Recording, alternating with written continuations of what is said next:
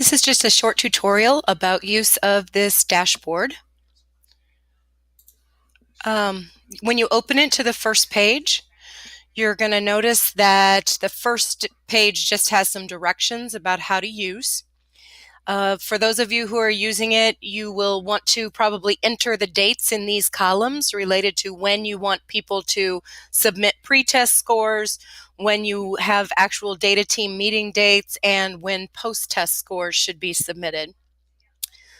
Along the bottom, the first tab that you're going to open is the one called August.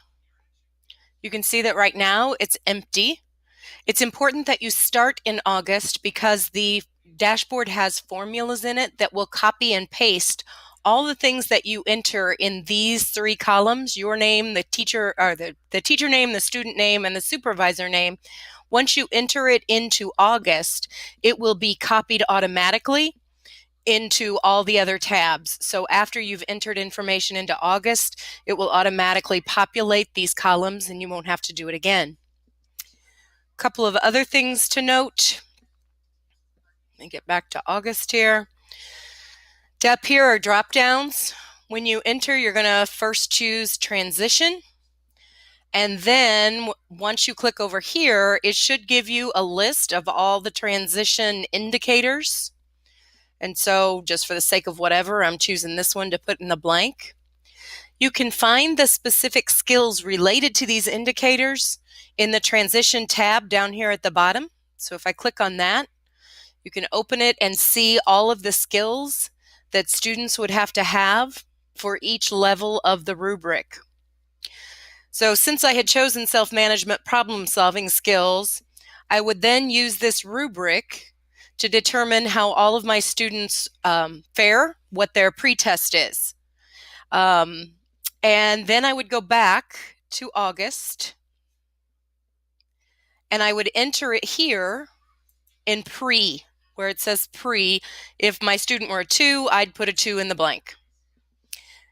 And you'll notice that when that happens, these columns are automatically formulated to show up in varying shades of red, yellow, and green, depending on where the student falls on the rubric. You'll also notice that once your whole team has put in all the scores, it will populate and create graphs for you related to what the average is for the whole group and how many students are in each of these rubric categories. This field is used to take notes during your data team meeting. Down here, there are sections for you to enter what strategies you might be using. So for those kids who are scoring either a 0 or 1, what strategy will you be using to help them move up, and what's the description of that strategy? Same thing for those kids who are scoring a 2 or who are in the yellow section. Once you and the team have developed the strategies, you'll notice that they're numbered. So if I had a kiddo, let me go back here and put a 1 in. If I had a kiddo in the 1 and I wanted to use strategy number 1, after I have decided that at the meeting, I would go in and just enter that 1 so that everybody's familiar with which strategy is being used.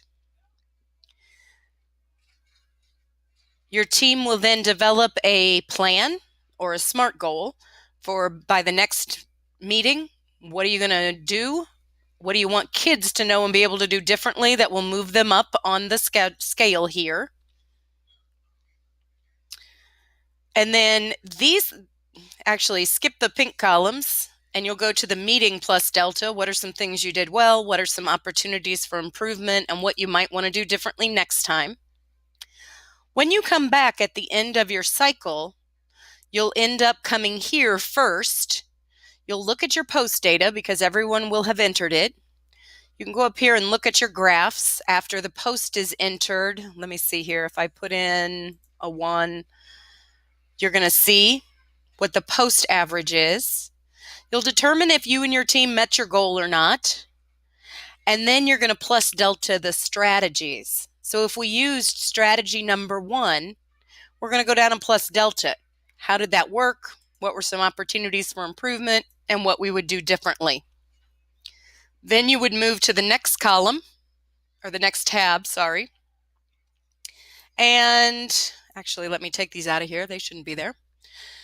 And you would go in and work on your pre for this skill. Maybe your team is selecting a different target.